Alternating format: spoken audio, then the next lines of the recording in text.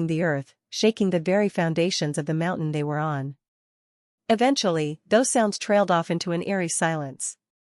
After what seemed like an eternity, the hectic sounds of battle had finally stopped. Calling it a battle was an absolute understatement. War would be more precise. Meanwhile, Liam, who watched from a distance, was utterly enamored and entranced. So entranced, he nearly died. Several times, the giant pieces of debris from the battle nearly crushed him like an ant. More than a few times, he changed his seat, but even as he ran, his gaze never shifted from the war ahead. By the time it was over, his skin was charred and sizzling, while deep cuts marred his skin. But his expression wasn't one of pain. It was of joy. /////.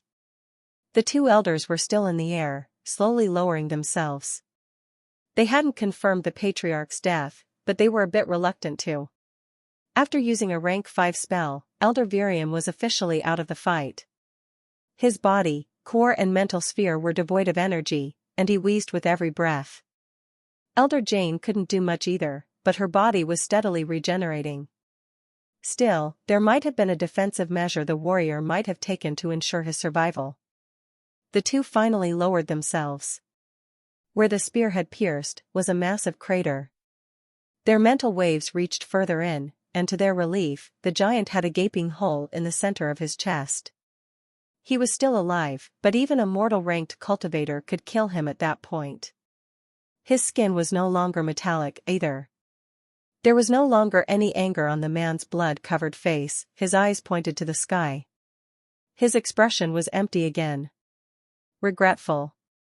It wasn't personal, said Virium as he neared the warrior, his tone raspy and weak.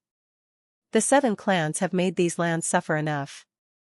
Light left the patriarch's eyes, and his aura steadily dimmed. Just before he died, he managed to sneak in a curse aimed for both the elders. Should have known he would say that as his last words. Elder Jane spat to her side, before sitting cross-legged on the spot. Darius shook his head, then started to fly over to the acolyte's side. The temple wasn't without their losses. Some of the weaker acolytes had actually died during the raid. But victory wasn't achieved without sacrifice. All the temple members had gathered around the outer ring. As soon as Elder Virium arrived. Crack! The isolation barrier had dissipated. It simply blinked out of existence, allowing rain to pour through and wash away the stench of blood and grime littered over the plateau. We will remember those who died in the cause.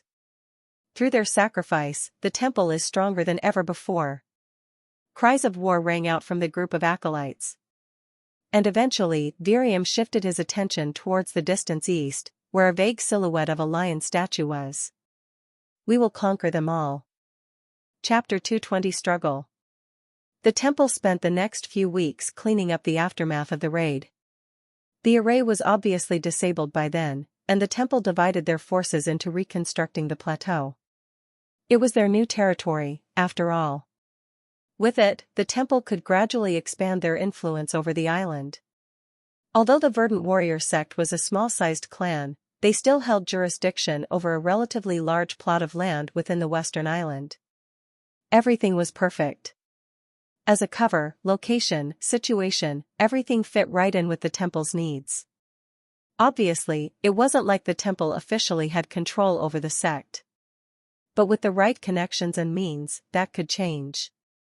Jurisdiction could be transferred, after all. Right after the raid had concluded, Liam met with Elder Jane. I need their corpses. That was what Liam had begun the conversation with. If you're not doing anything with them, I'd like to experiment with them. Was what Liam added when he saw her raise a brow. It's something important relating to my forging method. It has to do with blood. Was the reassurance Liam gave her right after. How many bodies? Elder Jane asked. She knew Liam's forging method pertained to blood, and the weapons he made helped the temple's lower-ranking acolytes by a lot. There was no reason not to comply. Him improving would be the temple's improvement. All of them? There's no reason you need them, right? Liam asked. Elder Jane remained silent. You're telling me you need more than 200 corpses for a forging method? This time, Liam was silent. Fine. Just give me the rank 3s. Is there any way I can have the patriarch's body, too? Elder Jane slightly scowled, but didn't rebuke him for his lack of respect. There are some pills that might require a rank 4 core as an ingredient. I myself need to use parts of him to make elixirs and whatnot, so no. But you can have the rank 3s. They're pretty much useless to me. Liam hid a smile and thanked her, before spending the next few days gathering all the bodies. Obviously, Liam didn't plan on using them for forging. Not one bit. Instead, he wanted to devour them all to quicken his advancement to the 4th rank. So many bodies could most definitely purify his blood, too. It would expand his chaos pearl at the same time, strengthening his chaos. And so, Liam began his meals. But not before putting 2 rank 3 beast wills in his mental sphere. Since devouring too many bodies would take a lot of time, he would speed up his training. And there were a lot of them. More than 34 cultivators in the 3rd rank. A few here and there even had rank 4 bodies, which made them an even greater source of nourishment. Currently, Liam was in his quarters. Most of the disciples and shadows had relocated to the mountain, but Liam preferred the peace and quiet. Especially the privacy. Liam motioned it, and a warrior's corpse materialized in front of him. Liam got to wolfing away. 2 entire weeks. That's how long it took Liam to completely finish eating the 34 bodies. He didn't even forge or inscribe during that time, except maybe feed the shifter and cultivate 5 hours a day. With the added shadow, Liam had to spend a good few hours darkening and enlarging his lightless friend. Liam needed to be careful not to overconsume too much life force. Too much of anything has its drawbacks. If he didn't cultivate the nutrients and continued to stack so much energy within, Liam would suffer in drastic ways. Mainly, by clogging up his blood and exploding. Since purified blood worked differently from the norm, it also had the opposition's natural drawbacks. When he finished, Liam's blood and body had gotten to an amazing point. Liam could now crystallize his blood in an instant. It was stronger, purer, denser, and helped naturally invigorate his body while quickening his regeneration. Also, his heart naturally pumped out more blood to account for heavier usage. Honestly speaking, Liam didn't think he could bleed out unless he absolutely tried to. Also, his inscriptions were obviously going to be strengthened, but so was the weight on his mental sphere. It was a double-edged blade, but something Liam foresaw and accepted. By the end of it, Liam's body reached the peak of the 3rd rank. There was no way he could hold off on advancing. Liam spent another 2 weeks consuming expensive pills, elixirs, and training his body to the bone.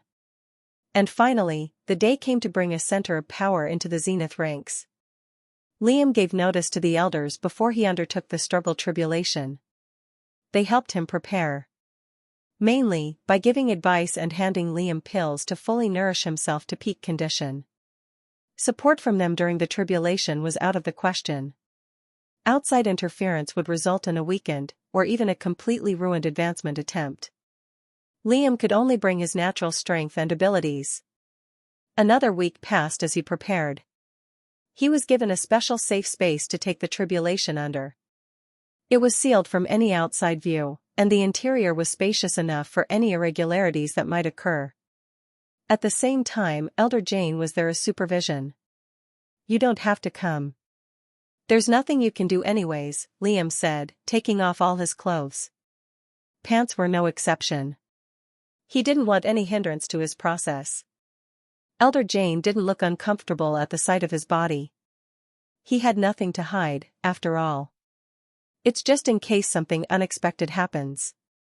I won't intervene unless I'm absolutely sure you're going to die," the elder said.